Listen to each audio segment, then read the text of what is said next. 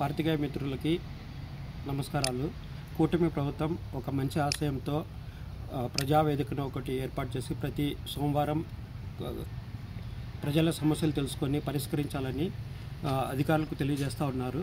కానీ వీరవల్లి మండలం అధికారులు మాత్రం ప్రజలను తప్పుదోవ పట్టిస్తూ అధికారులు కూడా ఉన్నతాధికారులను కూడా తప్పుదోవ పట్టిస్తూ వాళ్ళ లీలలు ఎన్నో ఉన్నాయి.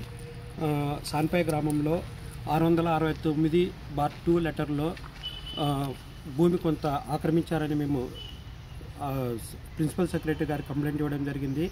సో దానికి ఎంఆర్ఓ గారు త్రూ సబ్ కలెక్టర్ ద్వారా 669/2లో ఎటువంటి నిర్మాణాలు లేవు, సదరు భూమి బీడు భూమిగా కలదని చెప్పేసి ఒక ఎండోర్స్మెంట్ అయితే ఇచ్చారు.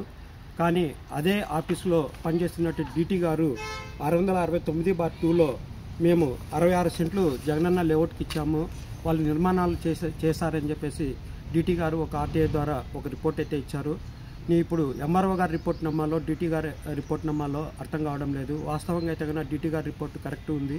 ఎంఆర్ఓ గారు భూమిని పరిశీలించకుండా ఒక తప్పుడు నివేదికనైతే ఉన్నతాధికారులకు సమర్పించారు. ఇలాంటి అధికారులపై చర్యలు తీసుకోవాలనేసి నేను కోరుతున్నాను.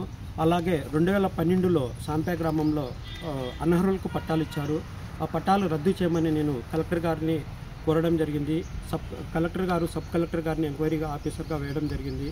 వాళ్ళు ఇచ్చిండే ఆర్టీఐ నివేదిక ప్రకారం నేను ఒక నెంబరు సర్వే నెంబరు మెన్షన్ చేయడం జరిగింది, 5వ లెటర్ నెంబర్ అనేసి. ఆన్లైన్లో చూస్తే అది 6వ నెంబర్ అని ఉంది. సో అది కూడా రెవెన్యూ అధికారుల పూర్తి తప్పిదమే. దాన్ని కరెక్ట్ చేయమని ఈరోజు నేను ఎంఆర్ఓ గారిని కలవడం జరిగింది. ఎంఆర్ఓ గారు అర్జీ తీసుకోకుండా నా పైన చిందులు వేయడం, నన్ను అవమానించారు. ఎన్ని కంప్లైంట్లు పెడతారు, సమస్య పరిష్కారం కానప్పుడు ఎన్ని కంప్లైంట్లైనా పెడతామండి. దీనిపైన ఉన్నత అధికారులకి నేను కలవడం జరుగుతుంది. అలాగే మంత్రివర్యులకు కూడా మేము కంప్లైంట్ చేయడం జరుగుతుంది.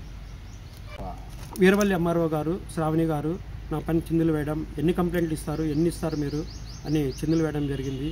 సో ఎన్నైనా కంప్లైంట్లు ఇస్తామండి.